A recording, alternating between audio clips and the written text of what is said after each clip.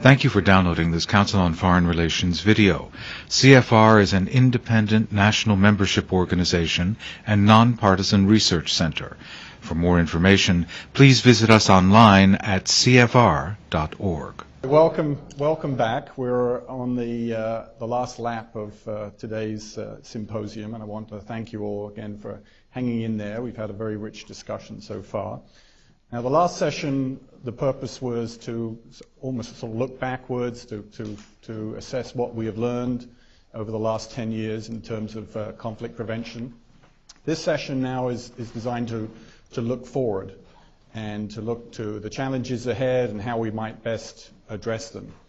And we have a terrific panel for you.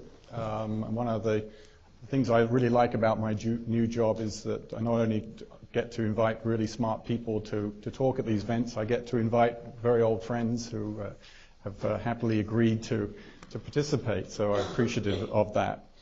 I'm going to dispense with lengthy introductions. You all have the background bios in front of you. We're going to start with Stewart Patrick, who's a research fellow at the Center for Global Development, and then turn to Nancy Soderberg, Distinguished Visiting Scholar at the University of North Florida in Jacksonville, and then end up with Don Steinberg, Vice President for Multilateral Affairs at the International Crisis Group, although not sure for how long, but I understand you're going to be moving to Brussels in the near future. Maybe I shouldn't be saying that. You can say it. Okay. Still with the ICG. But I want to build on the conversation we had earlier this afternoon and try to sort of look ahead. And one of the recurring challenges that we seem to be facing, or that only seem to be intensifying, is the issue of weak, failing, fragile states. There are a lot of formulations. And I want to ask you, Stewart, since you have probably studied this more than most people I know, have done a considerable amount of research and writing on this topic. But I want to get a sense from you about how you perceive this challenge, how big of a challenge is it, how is it likely to evolve in the coming years, and what are the best ways of addressing this challenge based on what we've known in the past about how to deal with this and what we need to learn from the past, and particularly looking at institutional responses to this challenge, because that seems to be a common theme with a lot of what people are saying this morning. So there's a lot of nested questions there, but that gives you a lot to play with to start with. Well, no, I appreciate that. Thank you very much. It's a great pleasure to be here, especially with, I'm the only, besides Paul, I guess the only non-ambassador on the dais. And I actually used to work for one of these ambassadors at the policy planning staff, Don Steinberg, who will correct anything that I say. It's also great to be able to participate in the launching of the second decade of CPA, and I know that Paul is going to do a fantastic job with this, and it's just really nice to be involved in it. Paul's asked about the question of weak and failing states, and it's not I guess the argument that I would make is that the overlap between the problem of weak and failing states or states at risk is one that is increasingly implicated in the conflict prevention agenda. We've known for a long time that weak and failing states are often implicated in falling into violent conflict. They're the location. They end up being the location of the vast majority of peacekeeping operations around the world. We also know that weak and failing states are the real challenge and dilemma when it comes to development cooperation. Paul Collier has written a very famous book. It's getting wide circulation recently about the bottom billion. But historically, we've seen that weak and failing states, by and large, I think, as particularly in the 1990s, as really more of a humanitarian problem.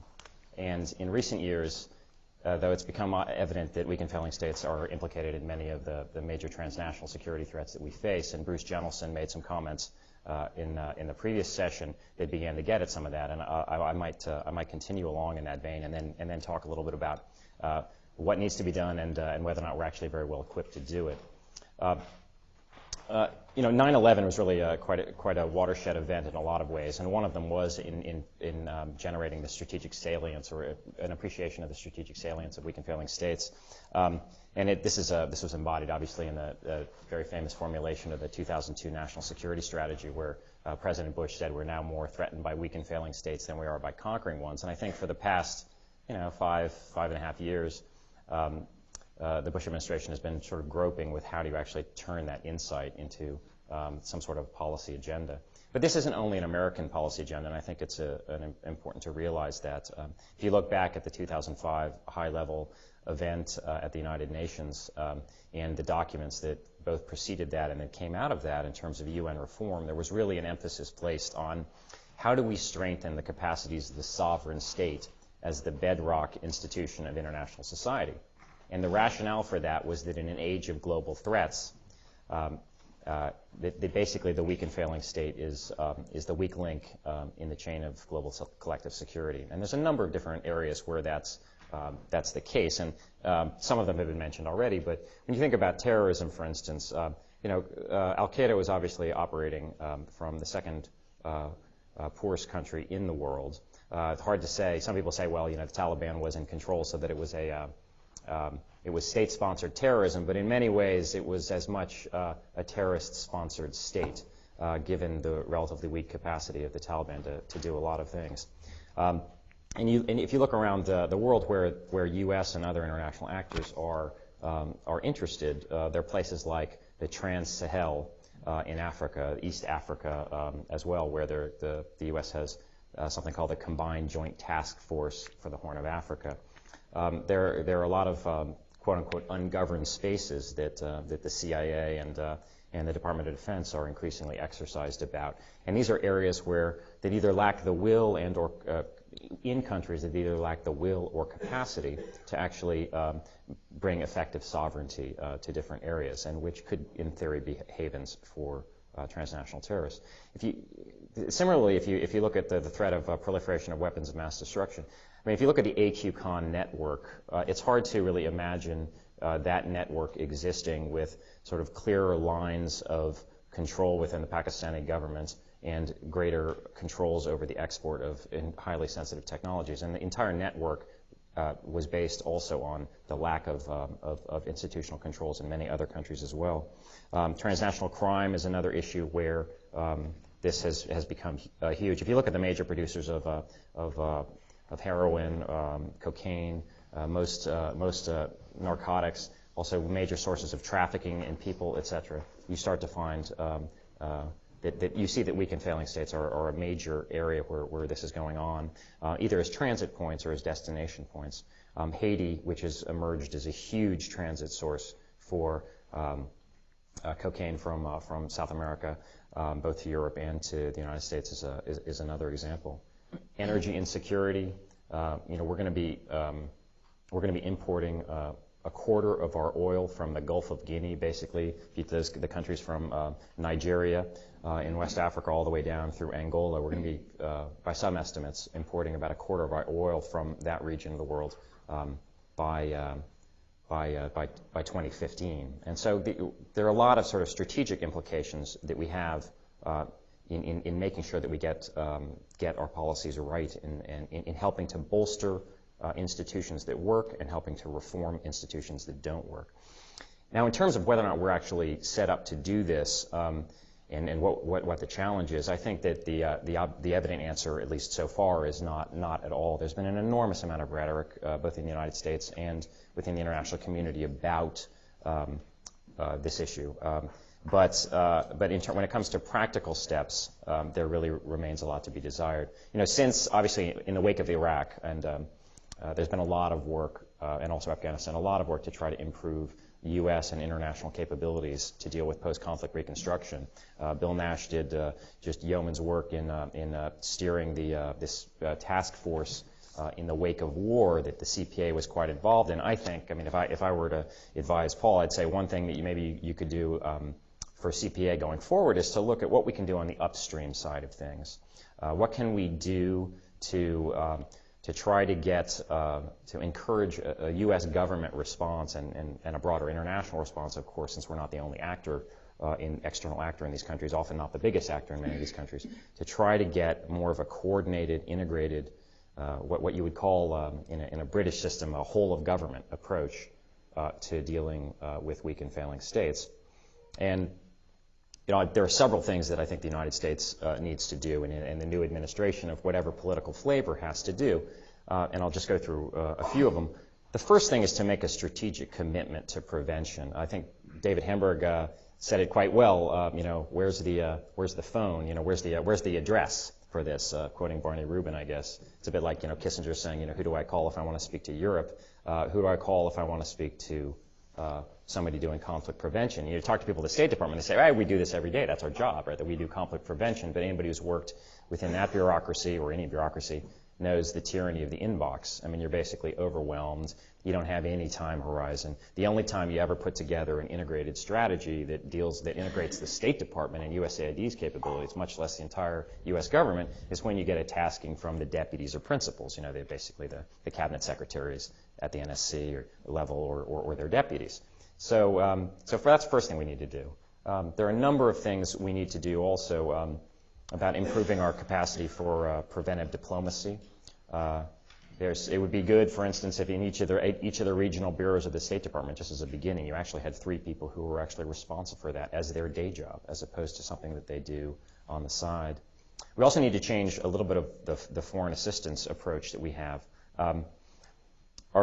Our foreign, especially development assistance. I work at the Center for Global Development, and people who work in the development community are often want to have all of foreign aid, or at least development aid, sort of cloistered or ring-fenced, so that it doesn't have to do with anything to do with national security considerations, doesn't have any those dirty political considerations.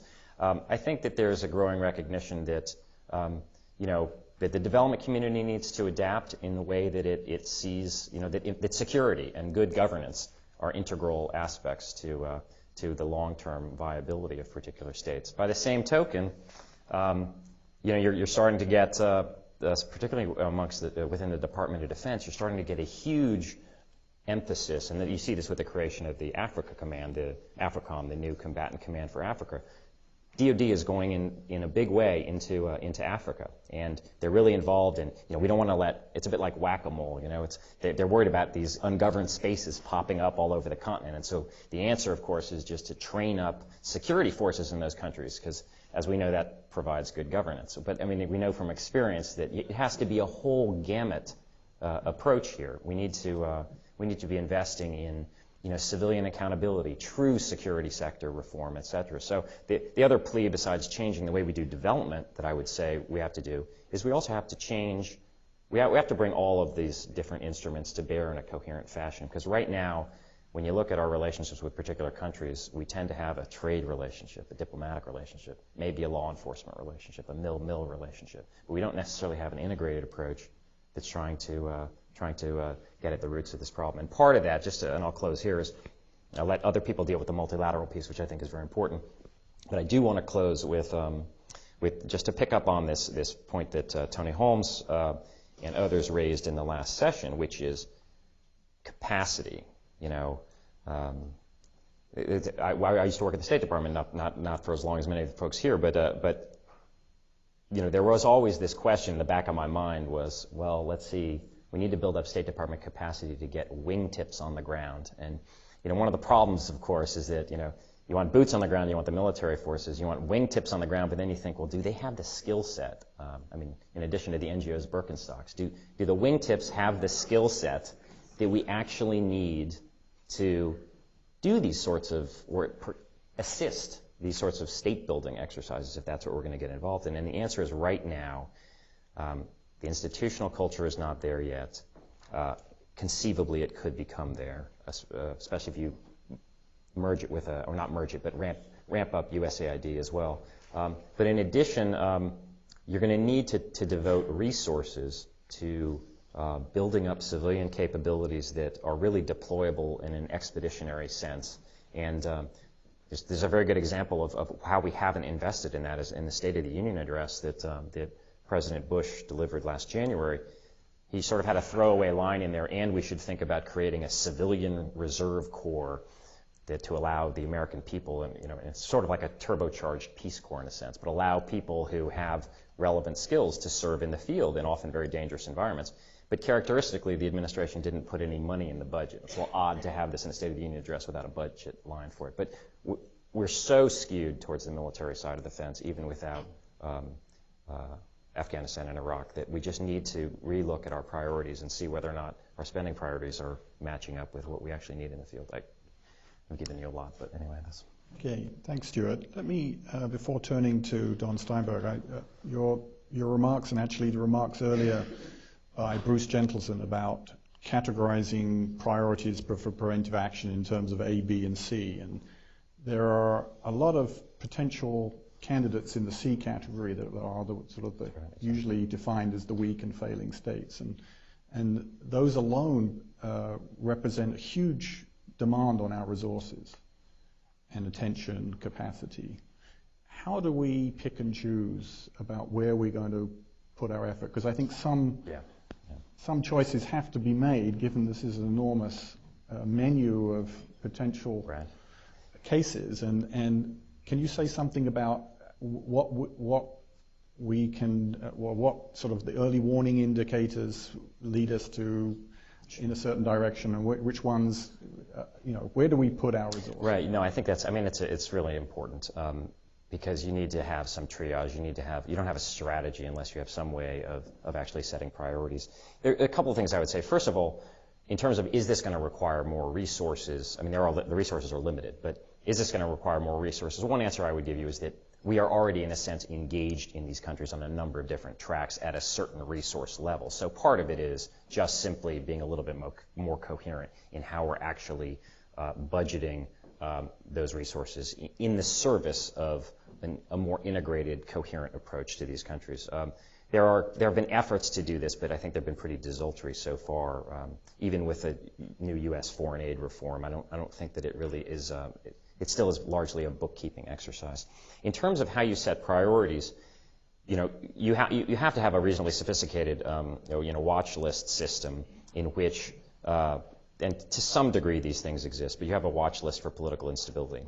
And that, you have the National Intelligence Council basically run a periodically updated list of which countries are in which sort of danger zone. Now, this isn't that different from anybody who's been a consumer of intelligence will know that, you routinely get these strategic watch lists that come over the transom, and it has, it's like the, Newsweek conventional wisdom watch, arrow up, arrow down, arrow sideways. And largely it goes into the circular file because you're like, whoop-de-doo, things aren't looking great in Iraq, and you just throw it away because it doesn't provide you with anything that's sort of more interesting than that. I think that this needs to be combined with some sort of whether it's the intelligence community or somebody takes it and modifies it, you need to have something more detailed in terms of where are the actual points of leverage within this country that it's not just sort of where it is and what its trajectory, but what are the points of leverage of U.S. engagement within these countries? But more importantly, in terms of choosing which one, you are going to have to make a distinction. There has to be some sort of a consequences matrix or some sort of a consequences identification, so that that it strikes policymakers' head that actually we're getting an increasing source of fossil fuel in this particular area. That actually there's a spillover implication for a peace process we're trying to deal with right next door. So it's going to have to require a policy and political lens to conduct some triage to decide where we're going to actually spend extra resources. But I don't want to give you the impression that the course that I'm recommending is we're everywhere all at once. I don't think that makes sense. Okay, why don't we move along to Don? And sadly, one of the recurring challenges that we face is the threat of genocide and mass atrocities. And despite all the rhetoric and proclamations of enough and never again, we can still continue to face this challenge. And the good news, I guess, is that we are at least setting some normative markers in terms of the statements out of the General Assembly on the responsibility to protect. But there is still, I think we would agree, a big gap between the rhetoric of the responsibility to protect and the actual reality of carrying it out. And I want you to sort of walk us through those challenges and how we can close that gap. I also want to touch on what was brought up by Fen Hampson earlier, and I know you missed it, unfortunately, but he was saying that, yes, that's fine that we commit ourselves to protect vulnerable populations in conflict, particularly those being deliberately targeted, but we also have to think more upstream, to coin Stewart's term. So walk us through these issues. Sure. How can we address both those concerns? Well, I come to these issues largely from the perspective of Rwanda. I served as Bill Clinton's advisor for Africa at the time of the Rwandan genocide, and I will always regret the fact that I bought into the common wisdom that American people would not support the engagement of American forces abroad in another small African country so soon after Somalia and the Black Hawk Down incident. But it's also true that we could have done so much more. We could have jammed Radio Milcolline radio station that was broadcasting the hate language. We could have sent armored personnel carriers to help Romeo Daire's forces.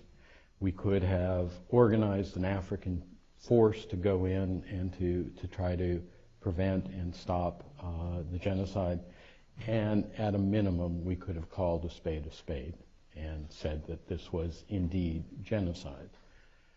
But whenever some of us within the national security staff would talk about these issues, we were always fighting against the presupposition that you could not do these activities in sovereign states. That somehow this government in Rwanda that was exercising the kinds of atrocities that we were seeing still had the right to protect their own air waves. And therefore our lawyers would literally tell us, no, you cannot jam Radio Milcolline because you'd be violating international law.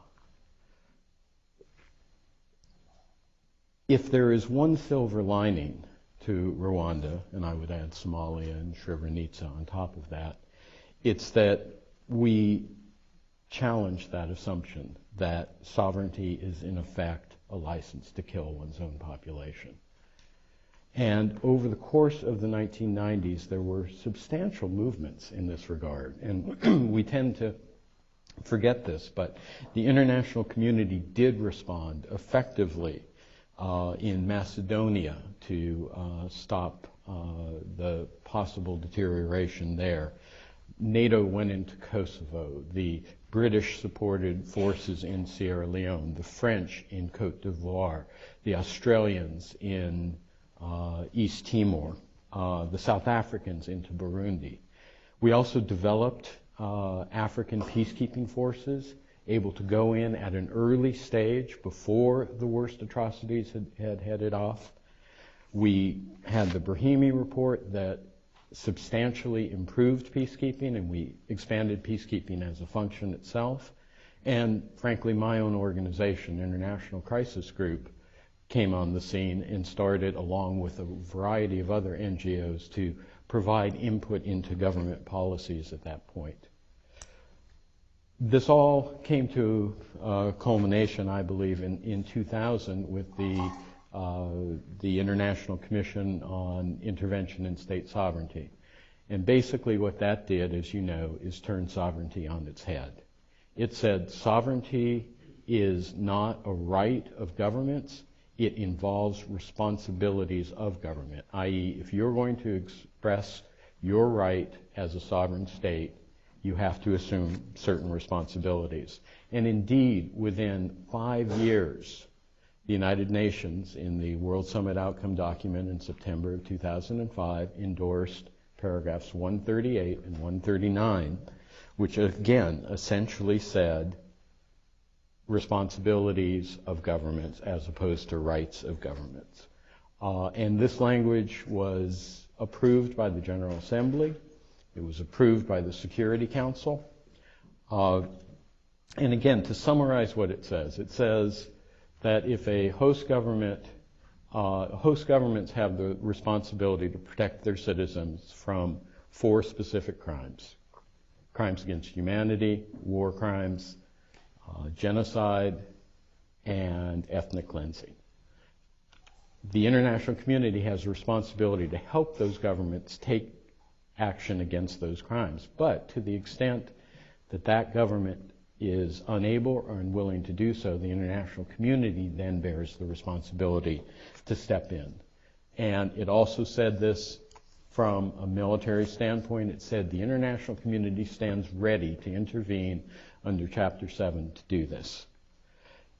Again, the language had to be circumscribed because you had to buy everyone into it, so it just covered those 4 crimes. It does not refer to general sort of human rights violations or a government failing to take care of its population on a health standard, refusal to provide good governance, etc. And the responsibility, and this goes to your point, Paul, was not just viewed as reaction.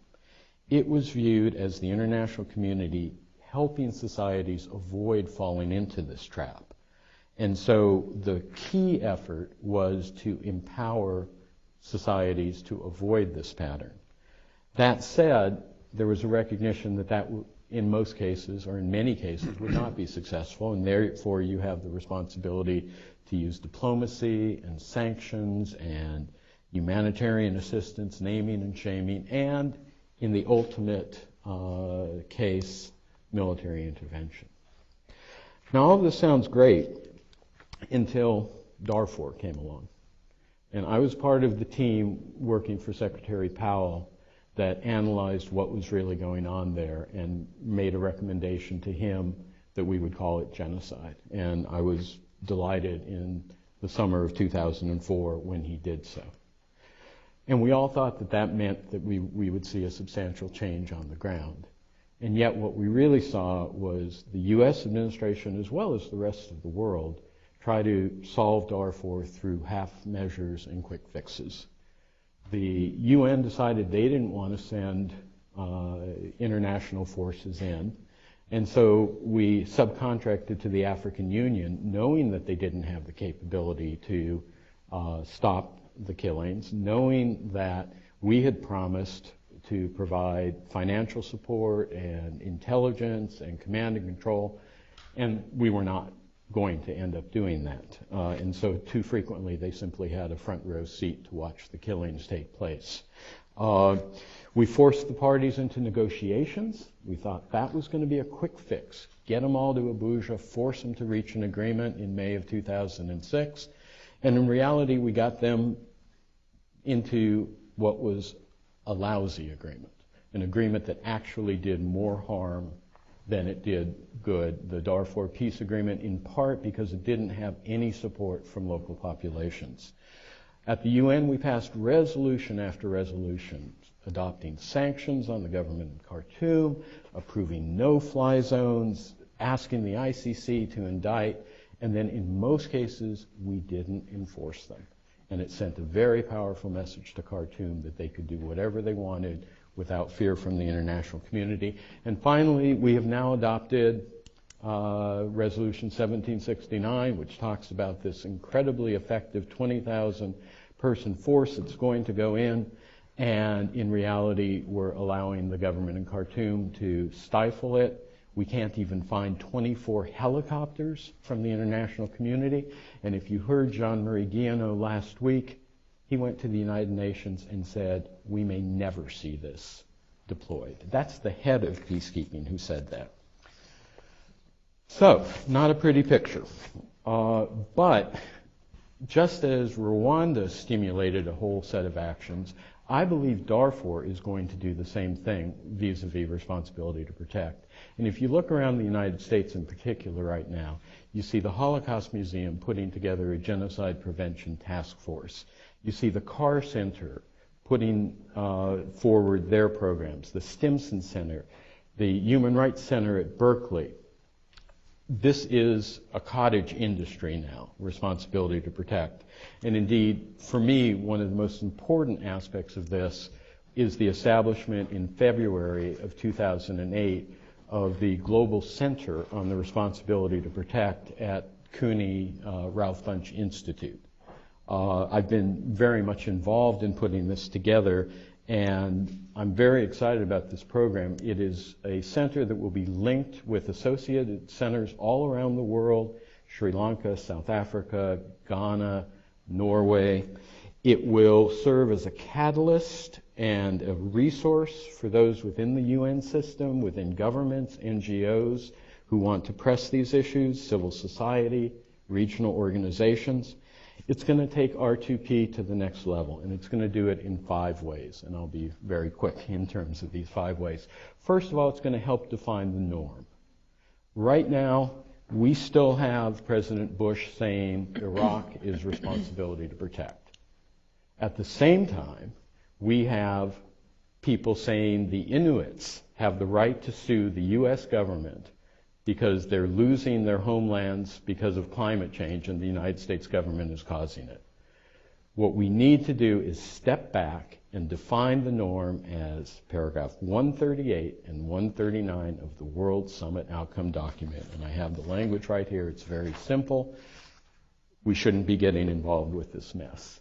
Second, we need to prevent and eliminate backsliding.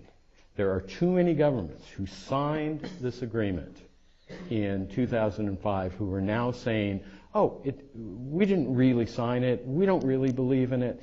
We even heard at the ACABQ last week governments saying 138 didn't even talk about responsibility to protect. In fact, it was a repudiation of responsibility to protect. Well, I got the language right here that says we respect the responsibility to protect people from, this is just rewriting history. Third, we have to operationalize the concept. We have to provide meat on the bones. We have to define what the toolbox is. We have to put in place the early warning systems. We have to develop the resources that are capable of doing this.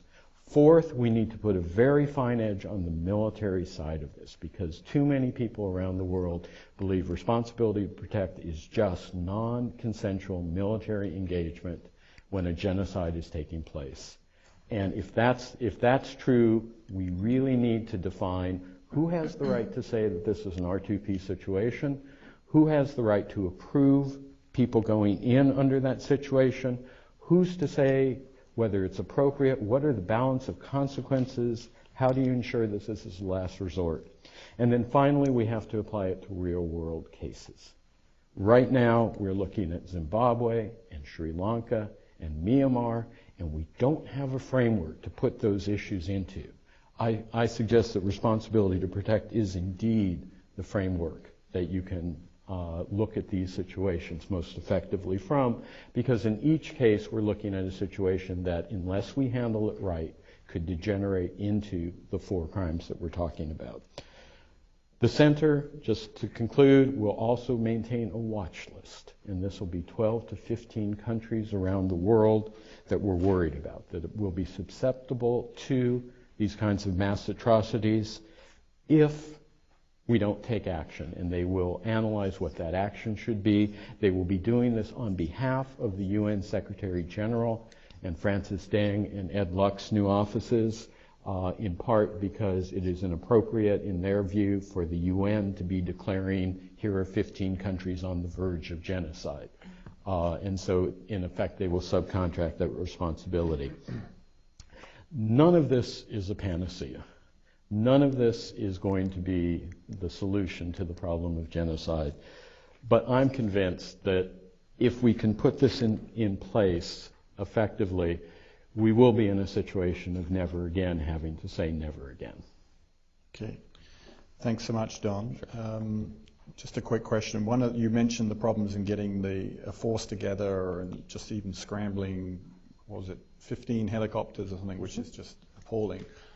Doesn't this call for a standing force or a standby force of some kind? Doesn't that give sort of credibility to that argument that we need a fire brigade, if you will, to deal with the issue, or is that a non-starter for all the reasons that have been dismissed? I don't think it's a non-starter. I think the notion of a standing full-time military for the United Nations is a non-starter.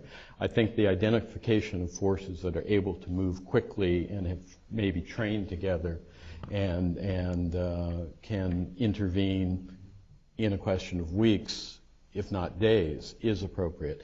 But let me say, I don't think Darfur gives that case, because we're not looking at a situation that has just come up all of a sudden.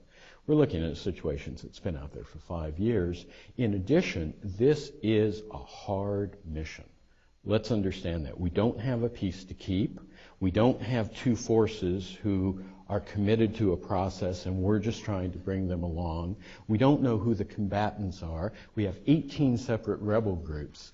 Hedi Anabi, before he left peacekeeping and went down to Haiti, used to tell me his biggest fear was that the Sudanese government would not approve a mission in Darfur. His second biggest fear was that they would, and then he would be responsible for implementing. And you didn't even mention the operational challenges of keeping the peace in a place the size of France. Size of France, with insufficient water, insufficient roads, insufficient airfields, right, etc. Okay, why don't we now turn to Ambassador Soderberg. And Nancy, this administration has put a lot of emphasis on democracy promotion as the central pillar of its foreign policy, with the eye to transforming societies, making them more peaceful for the long term, all based on the notion that democratic societies are more peaceful in general than non-democratic countries. And we heard earlier today that the importance of the critical role of poverty and other forms of deprivation in terms of fostering conflict and instability. And we also heard about the importance of economic tools in dealing with this challenge. And I know you've been working on a book that looks at, I think you call it the prosperity agenda, and it has a terrific title. And could you say something about this general approach and putting more emphasis on economic development to deal not only with the challenges of weak and failed states, but other broader foreign policy challenges that we face that have a impact on conflict? I'd be happy to. And first of all, thank you for putting this day together. I know you're inheriting a great legacy from General Nash back there quietly. And I think it's really key to not only solving the world's problems, but also keeping America safe. And I think it's central to what the Center for Preventive Action can do, and as part of promoting this debate. I think since 9/11, Americans have been engaged in a debate about what is America's role in the world. How can we keep ourselves safe? And I'm actually fairly optimistic that while the world looks to be a mess and these problems are overwhelming at times, I think if we make a dramatic shift from the way we approach our national security and accept what I'm calling the prosperity agenda. I have a co-author too, actually, in fairness I didn't come up with this entirely on myself, and it builds on the work of many people who've been looking at this. But essentially, we're the most powerful nation on earth, and we are still at risk. And unless we shift our paradigm on how to approach national security, we will remain at risk. Now, what do I mean by a prosperity agenda? What it really means is that we shift away from what I've called the superpower myth of the last, really the first term in particular in the Iraq War, where we're clearly the biggest superpower out there, but we fell victim to this myth that we could bend the world to our will single-handedly and primarily through military might. And I've argued that has made the world less prosperous, and we need to shift our superpower status to become once again the great persuader, not just the enforcer. Now, that doesn't mean we're not going to have to use force at times, but unless we begin to get the world to once again follow us, we're not going to be able to keep ourselves safe or prevent conflict, which is one of the key elements in the new toolbox. Now, prosperity means a lot of different things to a lot of different people, and it's different to the guy in the Congo than it is to the person living in Michigan. But essentially, if states, and particularly in the developing world, are denied prosperity, it is now a threat to the United States because they become failed states. environmental degradation, and homes to the kind of criminal nexus of terrorists, drug dealers, and proliferators. And so it's actually part of a key national security element of promoting this agenda. And what the world has seen is an America that's sort of AWOL on this agenda at the same time where the world has been struggling with the impact of globalization. So they're threatened by conflict, they're threatened by poverty, they're threatened by disease, they're threatened by environmental degradation. And if we're AWOL on all those challenges, the world is going to turn away from the United States. And in fact, that's exactly what has happened. In the four corners of the world, the rest of the world no longer trusts us. And I agree it's because we've been not seen to be helping them with their problems. The Muslim majority, Latin America, China, they all consider the United States the greatest threat. Even our best friends, the British and the rest of Europe, do not believe that we're pursuing the war on terror in earnest. 9% of Turkey has a favorable view of the United States. This is a NATO ally. And it's not a popularity contest. It's essentially a national security contest now, because unless they trust us, they're not going to join us on our agenda. Now, the good news here is that I started this out by saying I was optimistic, and I am. If we begin to address the challenges that the rest of the world cares about, which is conflicts, poverty, debt, disease, they'll begin to help us with our challenges, which our most dramatic threats are terrorism and proliferation.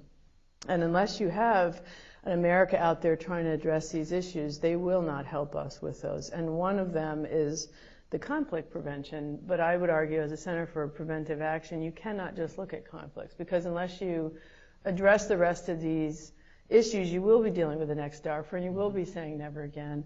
You have to get at them well before you get to that point. And the only way to do that is to take a long-term view and promoting the prosperity at the agenda. Now, obviously, the United States cannot do all this on its own. But I think unless the America adopts this as its agenda, it will not lead the rest of the world to address it. So all of these issues that are facing the developing world, debt, disease, poverty, and certainly conflict, have to be looked no longer at as humanitarian work, which I think they've been in the soft draw issues, and only the real hard power nuclear issues would matter. But unless we look at these as essential to American security, we will not be safe, nor will we be advancing the conflict prevention agenda. And it matters that if war is out there, because conflict breeds crime, lawlessness, failed states that can become the next safe haven for the next bin Laden and the next proliferators.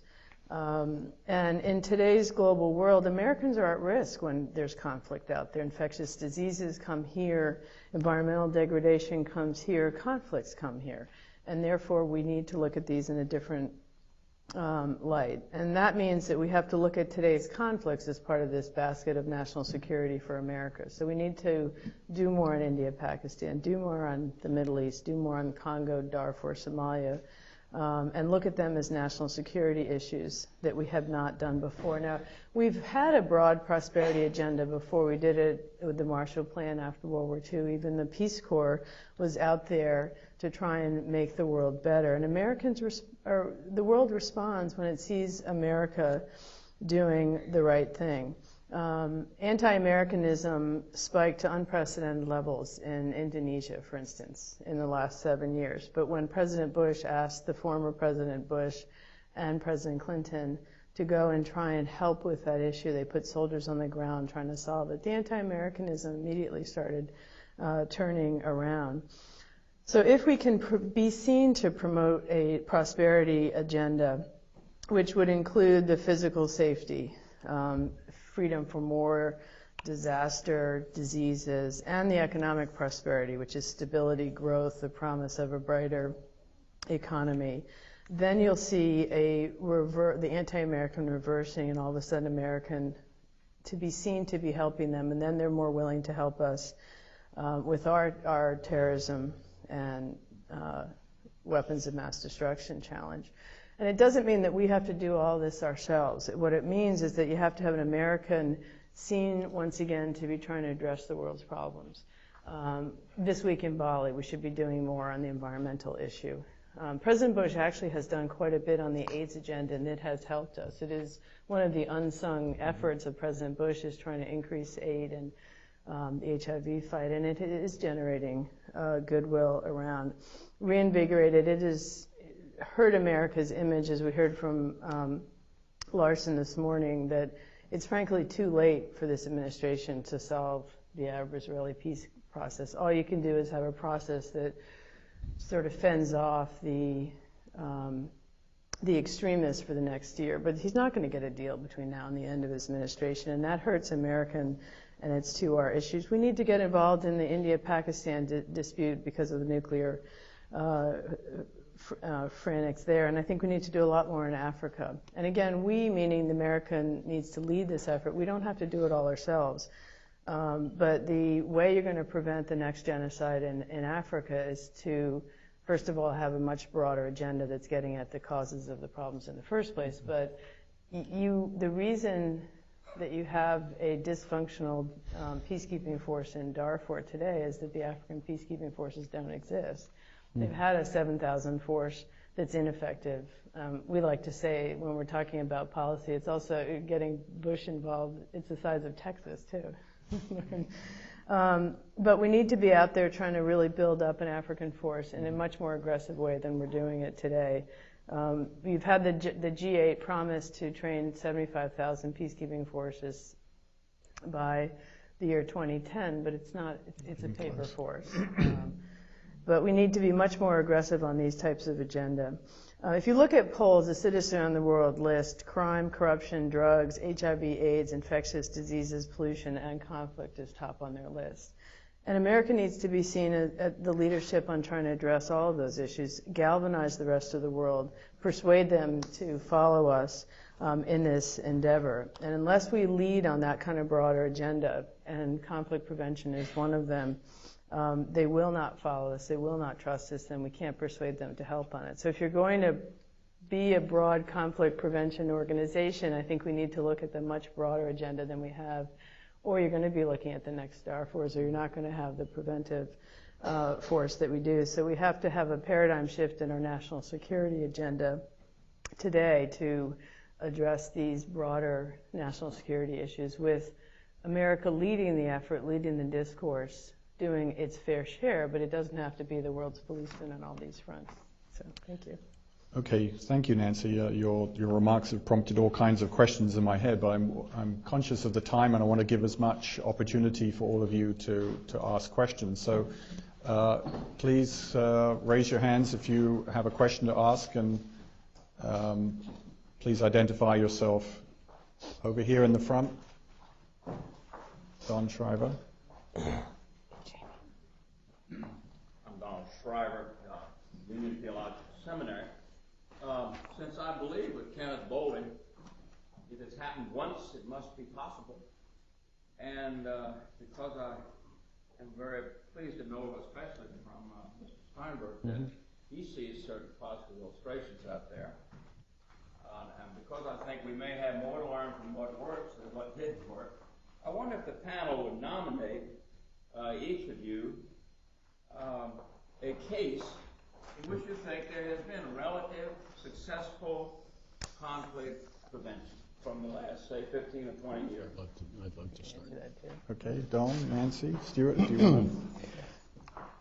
Following the Rwandan genocide, I went out to Goma to try to work a little bit in those camps. And even as we were working there, we were hearing constantly that the exact same thing was about to happen in Burundi. And indeed, if you recall, the fall before, 70,000 people had been killed in a mini genocide, if you can consider 70,000 people a mini genocide. And the reality was that the failure of the international community to respond to that situation did lead, in part, to the Rwandan radical Hutu element understanding that they could, in essence, get away with it. The response of the international community was immediate in that situation. The South Africans began to try to mediate between the groups. Nelson Mandela went there. The South Africans sent forces to try to calm the situation down.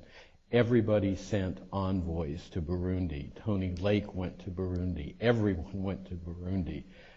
The bottom line was that over the course of the next 10 years, the investment of the international community in donors conferences, in security sector reform, in demobilization of forces, the work that Howard Wolpe was doing at the Wilson Center, et cetera, the world responded. And the truth is, 15 years later, we're still very precarious in that environment, and no one is prepared to say we're over the hump.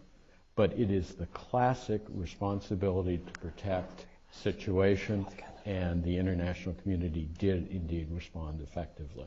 And I've suggested any number of times, and in fact, one of the things that this new Global Center for the Responsibility to Protect is going to see to first is using the Burundi case study, which now has the Peace Building Commission on top of it, which has taken on Burundi as one of its first two cases, along with Sierra Leone, as a model for how to do this.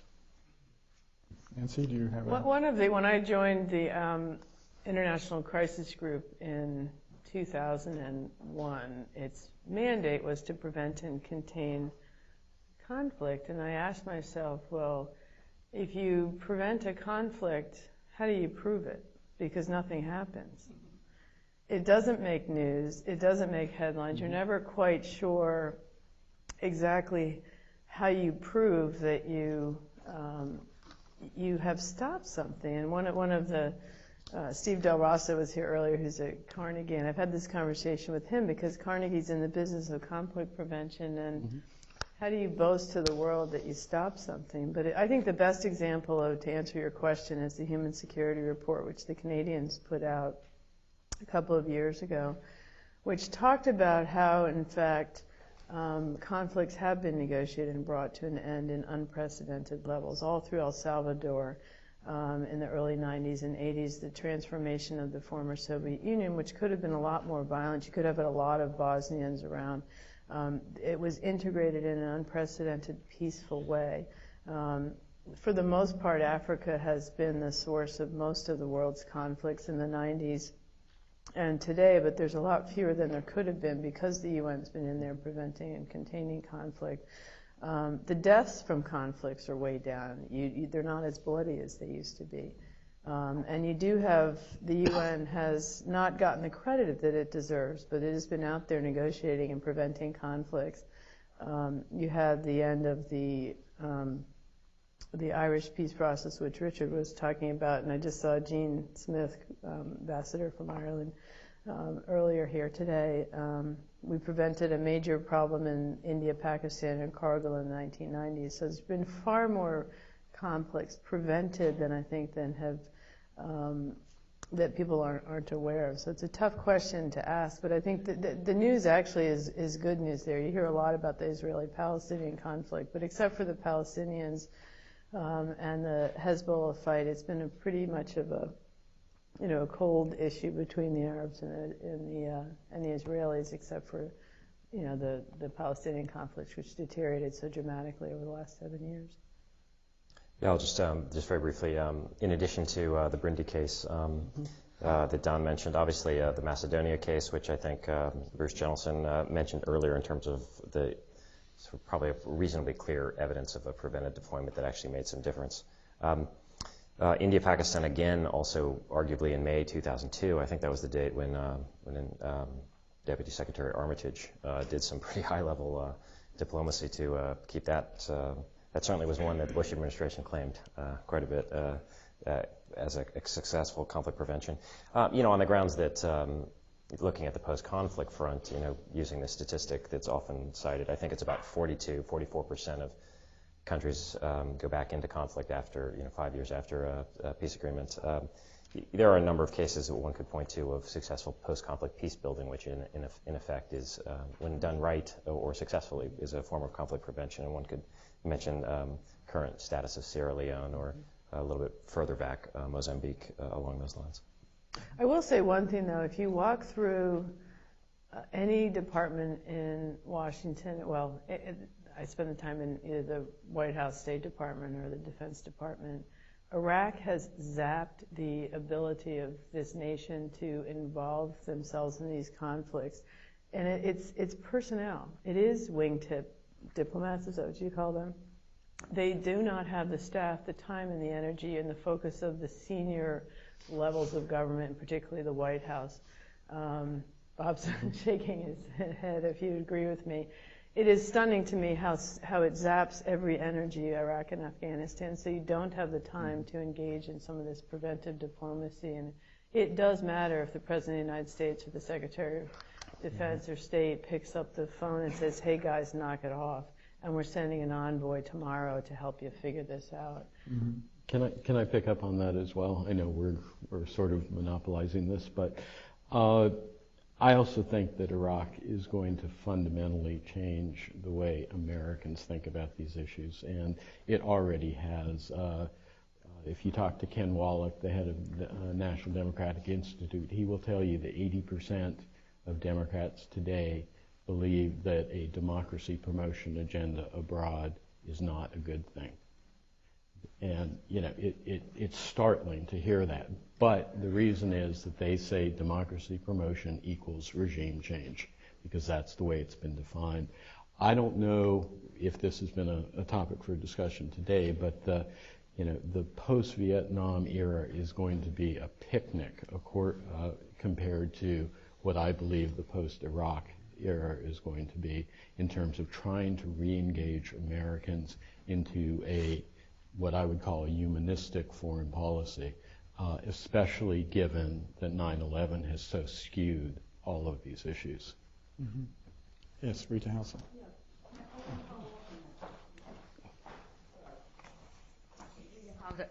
I don't know whether I agree with the thrust of this panel, that it is all concentrated on the United States. We had a very interesting seminar at the IPA about 2 weeks ago on what we call Friends of, which the Secretary General creates all the time now for any kind of conflict. He finds friends of, and they can range very far away. I mean, the friends can be in Norway and in Sweden, even if the conflict is in Africa. And I think, frankly, they do a far better job than we. I think they're far more resourceful. I think they're much less resented. That's self-evident. And they act more rapidly. So I don't know why the thrust of the conversation is that it's the U.S. problem and the U.S. has to do this, that, and the other, because I agree with you that it's highly unlikely the U.S. is going to do a great deal of this stuff in the next period. Well, let me pick up just on one case where I think what you're saying is exactly right, and that's Myanmar right now.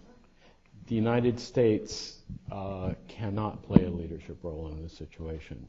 We've been talking with the Chinese, we've been talking with the Indonesians, we've been talking with the Burmese themselves, and what is very clear to us, and frankly we've communicated this to Gambari, but we've also communicated it in a meeting I had with Zal Khalilzad, that this is one where the Americans have to step back a little bit. They have to allow the United Nations, ASEAN, China, India to form a group that's going to negotiate with the Burmese to force them to take a more conducive attitude towards the discussion with Aung San Suu Kyi, but also to start addressing human rights and health concerns and refugee concerns. If the Americans were in the room during those discussions, it would skew the whole discussion, because the one thing that the Burmese would want is lifting of sanctions or military cooperation, and those are simple non-starters for the United States at this time. And so this strikes me as the ultimate case where the United States has to be in the second circle. They have to be having a degree of deniability for the discussions underway, let the process work itself out, and then they can step in at the same time as they provide outside pressure for this whole process. And I can tell you that Zimbabwe, the British cannot be part of that process, and the Americans probably cannot be part of that process. And frankly, in the post-Iraq days, there are more and more places. I will tell you that in setting up our global center on the responsibility to protect, we essentially said two things. One, we would not take U.S. government money, and two, the head of it probably cannot be an American. And it's exactly for the reasons you're suggesting. Can I pick up on... Rather sad. It's just, yeah, of course it's sad. Can I pick up on Rita's point? I think you're absolutely right. Our comments have largely been focusing on what U.S. policy should be. But I think that certainly the spirit of what I would be arguing for is very much along the lines of what you're talking about. I mean, there needs to be some sort of a burden sharing. And there needs to be... there are going to be cases in which the United States is going to want to take, for strategic or other reasons, going to want to take a lead role, and where it's going to be effective for it to do so. But as Don points out, there are many cases where that's not the case. What we can't do is simply engage, instead of burden sharing, engage in burden shifting. And I think I may have I thought I lost it there for a second. And so for instance, it's not enough simply to say that the AU should take this problem, but we actually have to make sure that the AU has the logistical and other capabilities to actually do so. And so we need to ramp up GPOI as this Global Peace Operations Initiative, as Nancy said. The other thing is that we could be more creative in using some of the less formal institutions. They're not really ad hoc, but forums like the G8, for instance. We've let... we haven't really gotten on board, for instance, on the extractive industries transparency initiatives that the UK has been championing in that and other forum to insist on transparent revenue management for a lot of countries that are very resource dependent. And that's an area, for instance, where we could get much more involved in trying to set different norms and standards and put some money and resources behind these sorts of efforts. Yes, sir. And we've got a lot of...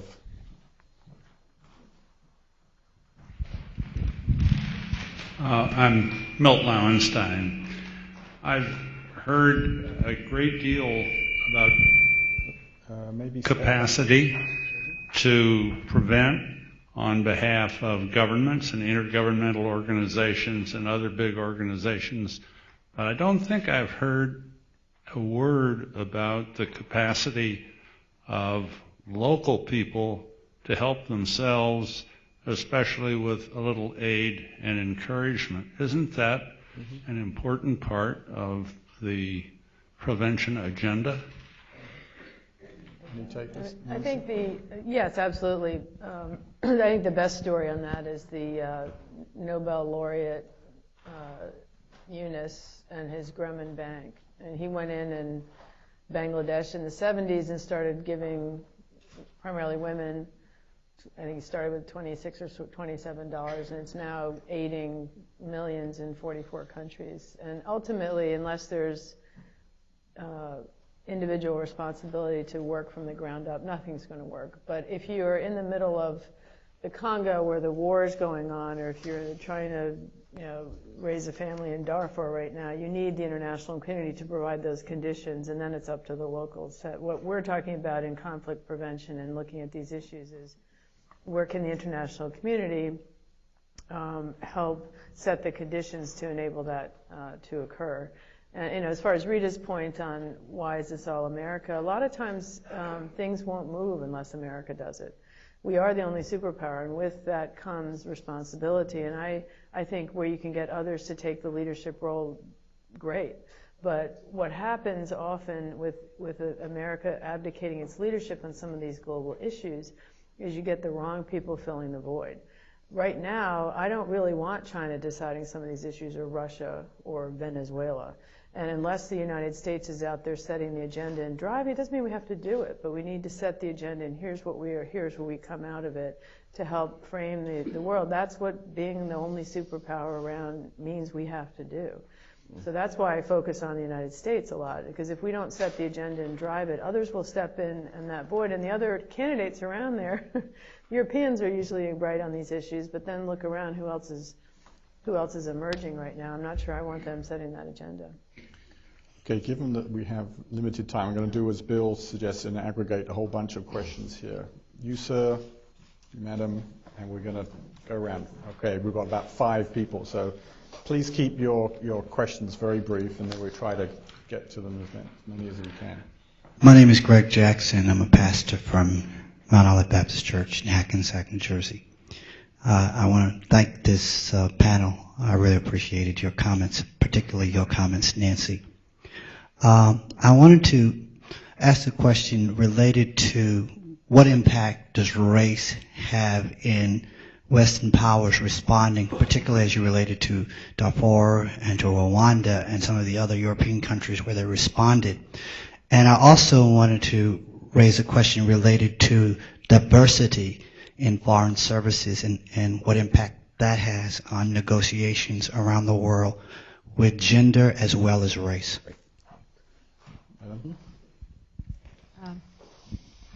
My name is Judith Bruce. My question is sort of halfway between the local engagement and the level of national responsibility. Where do subnational strategies fit in? I work in the area of development assistance, and I think it speaks to some of your points. What more can we do to analyze hot spots within countries where you have not only deepening poverty, but by my judgment, widespread human rights abuses already? And I understand this creates a problem potentially with the elites. We heard in the previous session that many of these conflicts are fomented at the level of the elites. So balancing the power among the elites, but including the excluded regions. The states signed the documents, but many of the widespread abuses of the treaties that they've signed are actually carried out in definable locations, discoverable. What kind of strategy is there at the subnational level? I'll see you. Anita? Anita Sharma. I am a former staffer of the Carnegie Commission on Preventing Deadly Conflict, so I'm a byproduct of the cottage industry as well. So I've had the opportunity over the past almost a decade to see the evolution of the doctrine. And if we're thinking about it from conflict prevention to failing states, duty to intervene, and now the responsibility to protect, the question is for the challenge of defining the norm. Dr. Hamburg in the last session said that he was focusing on the prevention of genocide, which is what the Special Advisor for Genocide Prevention, Francis Eng, will be focusing on. But responsibility to protect talks about 4 categories. So if we are thinking through how you define these, is there not some kind of rub or tension inherently between the United Nations wanting to narrowly define these issues versus kind of civil society and other groups wanting to expand it? Yes, final one. Yes, and 2 more here, and that's so we should then definitely call it quits. Yeah. Yes, sir. Yes, Paul DeVries, New York Divinity School. I'm also on the board of the National Association of Evangelicals. One of our passions is creation care, and one of our arguments has been unless we do it right, there'll be additional causes of conflict in the world. Could you at least address how urgent and where you see that shaping for not taking good care of the world, and not only the global warming issue, which is huge enough, but obviously pollution and depletion. Okay. If you could address that. And truly the last question. Yes. I'm Linda Perkin, lately of the United Nations, and in fact was present at the presentation and creation of all this. I'm struck by the fact that, and it's been touched on in many remarks, there's an element here that wasn't present 10 years ago, and that is that the United States apparently no longer has the same moral credibility that it had 10 years ago when we discussed this. I'm wondering, and in fact, many of the conflicts that seem to be resolved involve us with our allies as well as those with whom we have less defined relations. I'm wondering if this doesn't really call, again, for another sort of more encompassing definition of what we have to do, because I think the United States may be the only superpower, but I think we've also seen the limits of power. And I think that insofar as we work with our others, we in fact are much more likely to further any agenda we have in this than we possibly could by ourselves. Thank you. Thank you. I'll ask each of you to take any question you want to pick up on, and we should try to call it quits soon. Yeah, thanks. I'll address a number of them, actually. In terms of race in Western powers' responses, for instance, to Darfur and other crises, I would say that there's a distinct likelihood that there's a subconscious element of that. I think it is. I'm not prepared to say that it's a conscious decision or a conscious calculation. I think that if the sort of loss of life we were seeing in Darfur and in Rwanda had been occurring in a European context, I think that there is a higher likelihood that there would have been demonstrable action. That said, there was genocide, obviously, in Srebrenica and in the Balkans. And in terms of intervention, there have been times when, for instance, the African American constituency has played a role in intervention of a humanitarian or for humanitarian protection purposes nature. One thinks of Haiti during the Clinton administration. So it can cut a number of different ways, but I can't discount the argument that you're making. In terms of Judith's questions about subnational strategies, I think there are a number of things you can do. I don't have a strategic framework in my mind, but one of them is when you're doing development assistance, you have to take into account the distributional implications of the sort of aid you're giving. Aid is always political, and so you have to think about that. And USAID, since over the last several years, actually has made a lot of progress with an Office of Conflict Management and Mitigation about thinking about some of those things. Decentralization and community-driven development. Probably don't have to tell you about that stuff.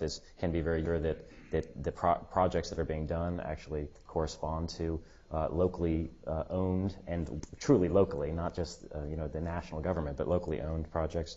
In terms of elections, you would start at the local level maybe rather than the national election, which gets especially in highly divided societies, it's probably very important to do that. In terms of creation care, I think that's a very interesting, I think I said Paul's question.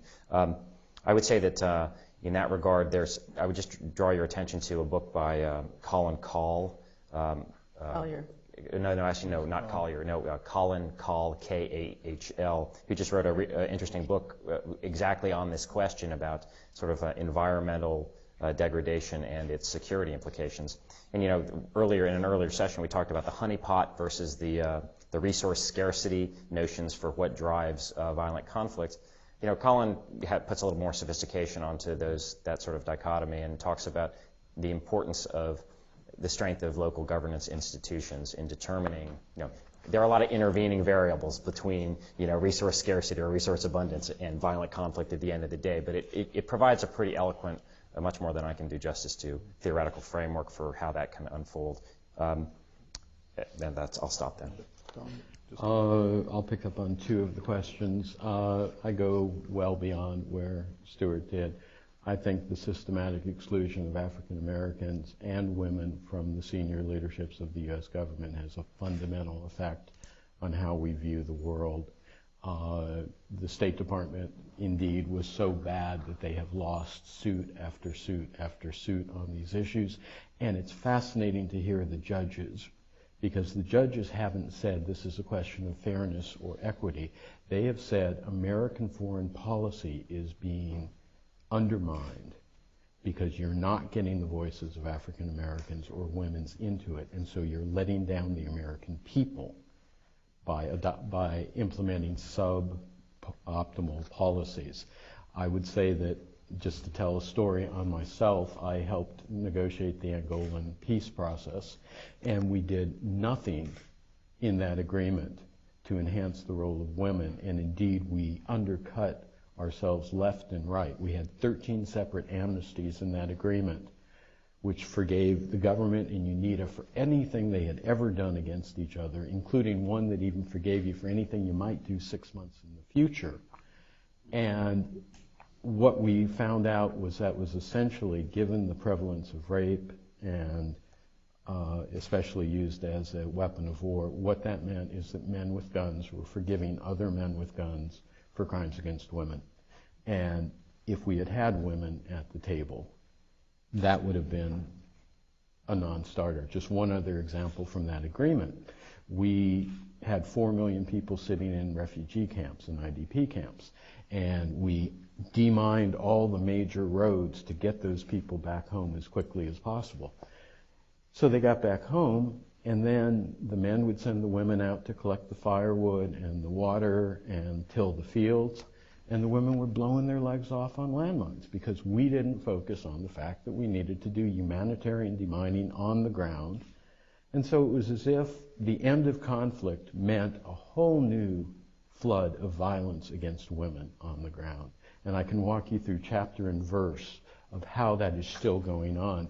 And if you think it's bad in the U.S. government, that institution over there blows it away. There is not at this moment in time a single SRSG to a country who is a woman. So in effect, what you're saying is, oh, are you glad? Oh, okay. I mean, it's absolutely absurd that this is the case. We're going to get our first woman going to Liberia, and that's obvious because they want for Ellen Johnson Sirleaf. So I can go chapter and verse into this, but I'm just telling you, absolutely, the systematic exclusion of women and other minorities from policy making has a fundamental effect and a detrimental effect on American foreign policy and that institution's foreign policy. Just quickly, that's a problem in terms of having genocide not be the only factor there, in part because, for example, we don't even have a definition of what ethnic cleansing is. We do have a definition of what war crimes are. We're not sure whether we really have a definition for what crimes against humanity are.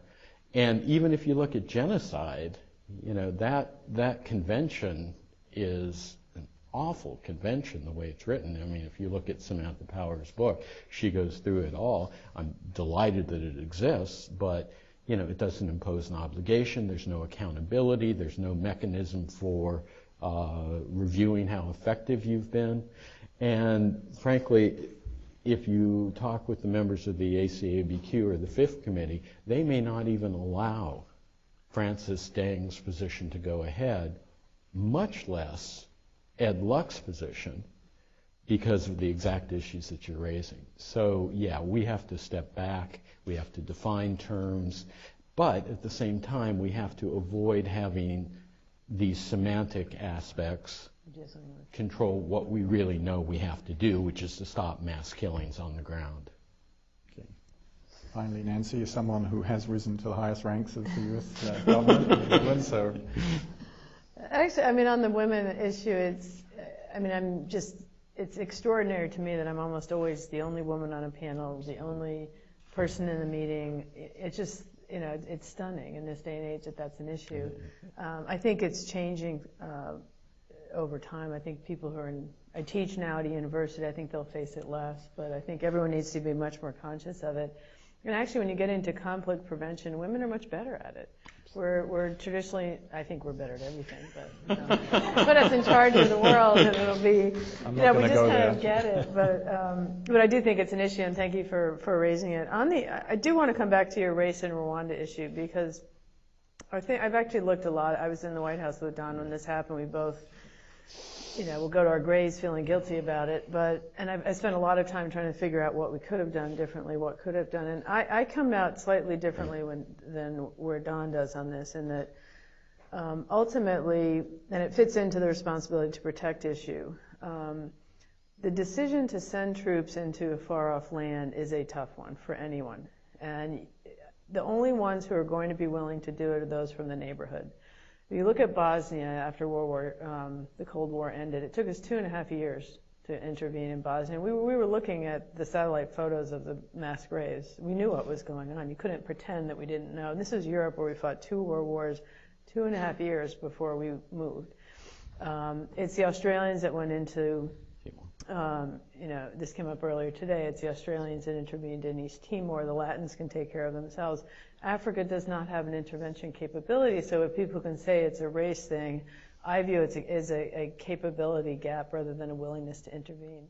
Africa's far away and it's complicated, and it's a very high bar for any president to say, I'll send my troops. You don't have a standing force, and therefore you'll have to do that. Just one more point, I agreed with what Don said on some of the other questions, and Stewart. I think we've overlooked the role of foundations at the subnational level, and I'll just end on that because we have to end on time. But the foundations have contributed enormously to this. As Gates gives away more than the U.S. government in some cases. So I think that's one thing that is getting increasingly more attention is what can you do on that level through the foundations, which have pluses and minuses, certainly overwhelmingly on the positive side. Okay, we should bring this panel to an end. We've been talking about the responsibility to prevent and the responsibility to protect. It's now my responsibility to try to sum up and reach some sort of general conclusions from today's. I think it's been an incredibly rich discussion, and I appreciate your contribution to making it a rich discussion. It's very difficult, obviously, for me to capture all the elements in a coherent way. I'm going to have to obviously reflect on this. I think we should all go away thinking about some of the things that have come up today. Let me just briefly go through what I think have been the principal takeaways in my view, and I think there are some obvious points that one can make from or draw from today's discussions.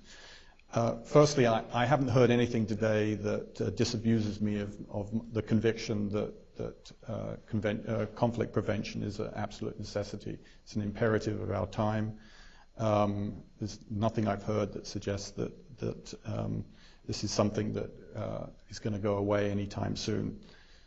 Secondly, another fairly obvious point, conflict prevention is extremely hard, and from what I can gather from some of the discussions today, it's getting harder, not only in terms of the location of many of the conflicts that we face being internal and that raising all kinds of sovereignty issues. We now have to deal with, as Terje Roed-Larsen mentioned this morning, the fact that so many issues are now intertwined with other issues. And this is a big problem. And of course, we have the growing power and influence of non-state actors that can be real spoilers in terms of conflict prevention efforts. A second big area of takeaways is, of course, the enduring challenges that follow on from it being very hard. I think we kept hearing about political will being an issue, and I think there are ways in which one can address this political will. It's not an insurmountable barrier. I think we learned today about how leadership can play a critical role in overcoming the inhibitions to early preventive action, and I think they are well taken. In terms of sort of short-term operational challenges, some of the ones I heard beyond the political will, and these are not in a particular order. I was jotting away as I was listening, whether to do things gradually or do it in terms of a large, coherent, comprehensive package and sort of big bang approach. There's dilemmas in each case. Whether negotiations to prevent a conflict should be open or whether they should be secret. How to address non-state actors that frankly you don't respect a great deal but can play clearly a major role in conflict prevention. The issue of military deployments, it's clearly a double-edged sword. Sometimes they can exacerbate a problem, sometimes they can suppress it. And then we have the problem of whether how long they will be there for the long haul. There is also, of course, the issue of making peace stick, the implementation problem. We've learned repeatedly today about how so many of the conflicts we face are actually a recurrence of past conflicts, and clearly ensuring that we have the right peace implementation strategies, I think is absolutely critical. For long-term preventive action, again, a similar set of dilemmas we face. I think that there are huge resources required to deal with many of the issues we face. I just frankly wonder where the capacity is going to come from, although there was a fairly recent World Bank report saying that with $58 billion we could make a major difference in terms of low-income countries and their conflict prevention. And when we think about the $1 billion a week that we spend in Iraq, one can see that the capacity is there, or was there at least.